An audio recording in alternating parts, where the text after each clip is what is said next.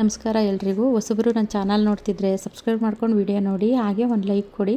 ನಾನು ಹಾಕೋ ವಿಡಿಯೋಯಿಂದ ನಿಮಗೆ ಉಪಯೋಗ ಇದೆ ಅನಿಸಿದ್ರೆ ಬೇರೆಯವ್ರಿಗೂ ಶೇರ್ ಮಾಡಿ. ಬನ್ನಿ ಇವತ್ತಿನ ಬ್ಲಾಗ್ ಸ್ಟಾರ್ಟ್ ಮಾಡೋಣ. ಇವತ್ತು ನನಗೆ ಒಂದೆರಡು ಕಮೆಂಟ್ ಬಂದಿದೆ. ಆ ಕಮೆಂಟಿಗೆ ನಾನು ಉತ್ತರ ಕೊಡಬೇಕು. ಪಾಪಸ್ಗಳಿಗೂ ಅಷ್ಟಲಕ್ಷ್ಮಿ ಗಿಡಕ್ಕೂ ವ್ಯತ್ಯಾಸನೇ ಗೊತ್ತಿಲ್ಲ ಇವರಿಗೆ. ಹಳ್ಳಿನಲ್ಲಿ ಇದು ಮೂಲೆ ಮೂಲೆಲೆಲ್ಲ ಬೆಳ್ಕೊಂಡಿರುತ್ತೆ. ಇದು ಪಾಪಸ್ಗಳಿನ ಅಷ್ಟಲಕ್ಷ್ಮಿ ಗಿಡ ಅಂತ ಹೇಳ್ತಾರೆ ಅಂತ ನನಗೆ ಕಮೆಂಟ್ ಹಾಕಿದ್ದಾರೆ. ನಾನು ಹಳ್ಳಿಲಿ ಹುಟ್ಟಿ ಬೆಳೆದು ಬಂದಿರೋದು, ಟೌನಲ್ಲಿರೋದು. ಇವಾಗ ಅದು ಪಾಪಸ್ಕಳ್ಳಿ ಯಾವುದು ಅಂತ ನನಗೆ ಚೆನ್ನಾಗಿ ಗೊತ್ತು, ಯಾಕೆಂದರೆ ನಾನು ಹಳ್ಳಿ ವಾತಾವರಣದಲ್ಲೇ ಬೆಳೆದು ಬಂದಿರೋಳು.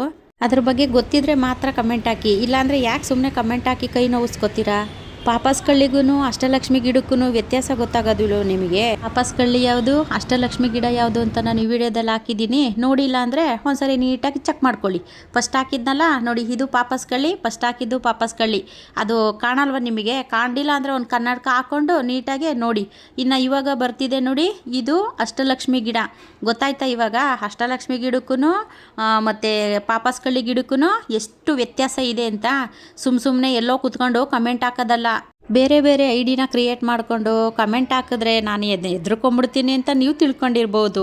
ನನ್ನ ಜೊತೆ ನನ್ನ ಮುಳುಕಟ್ಟಮ್ಮ ಇದ್ದಾಳೆ. ಅಮ್ಮ ನನ್ನ ಜೊತೆ ಇರಬೇಕಾದ್ರೆ ನನಗೇನಕ್ಕೆ ಭಯ? ನಾನೇನಕ್ಕೆ ಹೆದರ್ಕೊಳ್ಳಿ?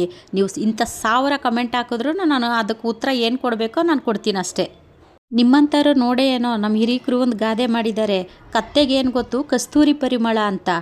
ಅದೇ ಥರನೇ ನಿಮಗೂ ಪಾಪಸ್ಗಳಿಗೂ ಕುಬೇರ ಗಿಡಕ್ಕೂ ವ್ಯತ್ಯಾಸನೇ ಗೊತ್ತಿಲ್ಲದೆ ಇರೋ ಥರ ಕಮೆಂಟ್ ಹಾಕಿದ್ದೀರಾ. ಉತ್ತರ ಸಿಕ್ತು ಅಂದ್ಕೊಂಡಿದ್ದೀನಿ ನಿಮಗೆ. ಇದನ್ನು ಪೂಜೆ ಮಾಡಿಬಿಟ್ರೆ ದುಡ್ಡು ಸುರಿದ್ಬಿಡುತ್ತಾ ಅಂತ ಕಮೆಂಟ್ ಹಾಕಿದ್ದೀರಲ್ಲ, ಮತ್ತು ನೀವು ದೇವಸ್ಥಾನಕ್ಕೆ ಏನಕ್ಕೆ ಹೋಗ್ತೀರಾ? ದೇವಸ್ಥಾನಕ್ಕೆ ಹೋಗಿ ನೀವು ಕೈ ಮುಗಿತೀರಲ್ಲ, ಮತ್ತು ನಿಮಗೆ ದುಡ್ಡು ಸುರಿದ್ಬಿಡುತ್ತಾ? ನೀವು ಒಂದು ನಂಬಿಕೆ ಇಟ್ಟು ತಾನೇ ದೇವಸ್ಥಾನಕ್ಕೆ ಹೋಗ್ತೀರಾ. ಅದೇ ಥರನೇ ಇದುವೇ. ಒಂದು ಮಾತಾಡಬೇಕಾದ್ರೂ ಅಷ್ಟೇ, ಒಂದು ಕಮೆಂಟ್ ಹಾಕಬೇಕಾದ್ರೂ ಅಷ್ಟೇ ಯೋಚನೆ ಮಾಡಿ ಕಮೆಂಟ್ ಹಾಕೋದನ್ನು ಕಲ್ತ್ಕೊಳ್ಳಿ. ನನಗೆ ಅಂತ ಅಲ್ಲ, ಯಾರೇ ಒಬ್ಬರಿಗೂ ಕಮೆಂಟ್ ಹಾಕ್ಬೇಕಾದ್ರೂ ಅಷ್ಟೇ ಯೋಚನೆ ಮಾಡಿ ಕಮೆಂಟ್ ಹಾಕಿ. ಕೈ ಇದೆ ಬರೆಯೋದಕ್ಕೆ, ಓದಿದ್ದೀವಿ ಅಂದ್ಬಿಟ್ಟು ಹೆಂಗೆ ಬೇಕಂಗೆ ಕಮೆಂಟ್ ಹಾಕೋದಲ್ಲ. ಇದ್ರ ಬಗ್ಗೆ ಒಂದು ವಿಡಿಯೋ ಮಾಡಿ ಅದ್ರ ಬಗ್ಗೆ ಮಾಹಿತಿ ಕೊಡಬೇಕು ಅಂದರೆ ಎಷ್ಟು ಕಷ್ಟ ಇರುತ್ತೆ ಅಂತ ವಿಡಿಯೋ ಮಾಡೋರಿಗೆ ಮಾತ್ರ ಗೊತ್ತಿರುತ್ತೆ. ನಿಮ್ಮಂಥ ಎಲ್ಲೋ ಕೂತ್ಕೊಂಡು ಕಮೆಂಟ್ ಹಾಕೋರಿಗೆ ಗೊತ್ತಿರೋದಿಲ್ಲ. ಮನೆಗಳಲ್ಲಿ ಇವಾಗ ಎಷ್ಟೊಂದು ವಾಸ್ತು ಗಿಡಗಳನ್ನೆಲ್ಲ ಇಟ್ಟು ಪೂಜೆ ಮಾಡ್ತಿರ್ತಾರೆ. ಅದರಿಂದ ನಮಗೆ ದುಡ್ಡು ಉದುರುತ್ತೆ ಅಂತ ಪೂಜೆ ಮಾಡ್ತಾರಾ? ಇಲ್ಲ ಅಲ್ವಾ? ಒಂದು ನಂಬಿಕೆ ಇಟ್ಟೆ ತಾನೇ ಪೂಜೆ ಮಾಡೋದು. ಇದು ಅದೇ ರೀತಿಯೇ ನಮಗೊಂದು ಒಳ್ಳೆಯದಾಗುತ್ತೆ ಅನ್ನೋ ಒಂದು ನಂಬಿಕೆನಲ್ಲೇ ಎಲ್ಲರೂ ಪೂಜೆ ಮಾಡೋದು. ಉದಾಹರಣೆ ನನಗೂ ಒಳ್ಳೆಯದಾಗಿದ್ದಕ್ಕೇ ನಾನು ವಿಡಿಯೋ ಮಾಡಿದ್ದು. ನಿಮ್ಮ ಥರ ಸುಳ್ಳು ಹೇಳ್ಕೊಂಡು ಪಾಪಸ್ಕಳ್ಳಿ ಅಂತ ಹೇಳ್ಕೊಂಡು ನಾನು ಮಾಡೋದಿಲ್ಲ. ಇನ್ನೂ ಒಂದು ಸತಿ ನಾನು ಅದು ಹಾಕಿದ್ದೀನಿ ನೋಡಿ, ಪಾಪಸ್ಕಳ್ಳಿದ್ದು ನೀಟಾಗಿ ನೋಡ್ಕೊಳ್ಳಿ. ನೋಡಿ, ಪಾಪಸ್ಕಳ್ಳಿಗೂ ಅಷ್ಟಲಕ್ಷ್ಮಿ ಗಿಡಕ್ಕೂ ಎಷ್ಟು ವ್ಯತ್ಯಾಸ ಇದೆ ಅಂತ ನೋಡ್ಕೊಳ್ಳಿ. ನೋಡಿ, ಇದು ಪಾಪಸ್ಕಳ್ಳಿ, ನಾನು ಆವಾಗಲೇ ತೋರಿಸಿದ್ದು ಅದು ಅಷ್ಟಲಕ್ಷ್ಮಿ ಗಿಡ. ಗೊತ್ತಾಯ್ತಾ ಈಗಲಾದರೂ? ದೊಡ್ಡದಾಗಿ ಕಮೆಂಟ್ ಹಾಕಿದ್ದೀರಲ್ಲ, ನೋಡಿ ತಿಳ್ಕೊಳ್ಳಿ. ಈಗಲಾದರೂ ಗೊತ್ತಾಯ್ತಾ ಅಷ್ಟಲಕ್ಷ್ಮಿ ಗಿಡ ಯಾವುದು, ಪಾಪಸ್ಕಳ್ಳಿ ಗಿಡ ಯಾವುದು ಅಂತ?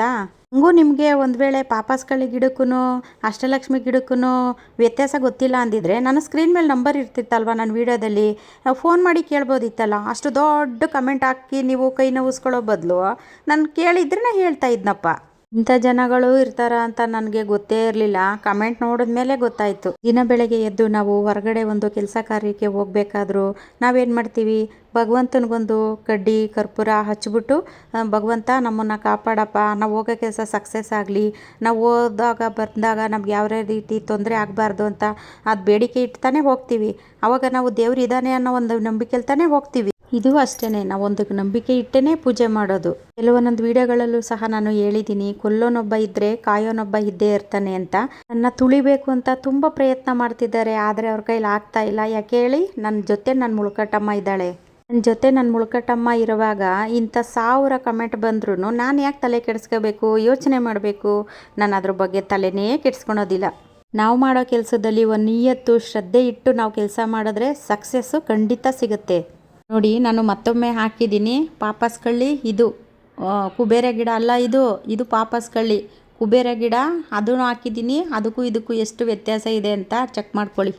ಪಾಪಸ್ಕಳ್ಳಿ ಯಾವುದು, ಕುಬೇರ ಗಿಡ ಯಾವುದು, ಅಷ್ಟಲಕ್ಷ್ಮಿ ಗಿಡ ಯಾವುದು ಅಂತ ಅಂದರೂ ಕಾಣಿಸಿಲ್ಲ ಅಂದರೆ ಒಂದು ಕನ್ನಡಕ ಹಾಕ್ಕೊಂಡು ನೀಟಾಗಿ ಚೆಕ್ ಮಾಡಿ. ಎಲ್ಲರ ಮನೆಗಳ ಹತ್ರನೂ ಮನಿ ಪ್ಲ್ಯಾಂಟ್ ಹಾಕಿರ್ತಾರೆ. ಹಂಗಂದರೆ ಆ ಮನಿ ಪ್ಲ್ಯಾಂಟ್ ಹಾಕಿದರೆ ಆ ಮನಿ ಎಲ್ಲ ಸುರಿದ್ಬಿಡುತ್ತೆ, ನಮಗೆ ದುಡ್ಡೆಲ್ಲ ಸುರಿದ್ಬಿಡುತ್ತೆ ಅಂತ ಮನಿ ಪ್ಲ್ಯಾಂಟ್ ಹಾಕಿರ್ತಾರಾ? ಎಲ್ಲನೂ ಒಂದು ನಂಬಿಕೆಯಿಂದ ತಾನೇ ಹಾಕ್ಕೊಂಡಿರ್ತಾರೆ. ಪಾಪಸ್ಕಳ್ಳಿ ಯಾವುದು ಅಂತ ಗೂಗಲಲ್ಲಿ ಸರ್ಚ್ ಮಾಡಿ ಗೊತ್ತಾಗುತ್ತೆ, ಅದರಲ್ಲಿ ಬರುತ್ತೆ. ಆವಾಗ ನೋಡಿ, ಪಾಪಸ್ಕಳ್ಳಿಗೂ ಅಷ್ಟಲಕ್ಷ್ಮಿ ಗಿಡಕ್ಕೂ ಎಷ್ಟು ವ್ಯತ್ಯಾಸ ಇರುತ್ತೆ ಅಂತ. ಇಂಥ ಕಮೆಂಟ್ ಹಾಕೋರಿಗೆ ಏನು ಹೇಳಬೇಕು ಅಂತಲೇ ಗೊತ್ತಾಗೋದಿಲ್ಲ.